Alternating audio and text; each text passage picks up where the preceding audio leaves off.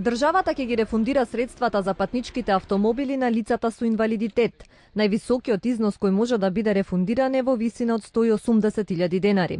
Јавниот повик е објавен денеска и ќе трае до 30 септември. Овој проект е дел од програмата на владата на Република Македонија и предвидува можност за рефундирање на средства платени како царински давачки, данок и акциза за набавка на патнички автомобил. За лицата со најмалку 80% инвалидност на долните екстремитети, лицата со умерена тешка и длабока интелектуална попреченост со придружник, потполно слепите и потполно глувите лица со придружник.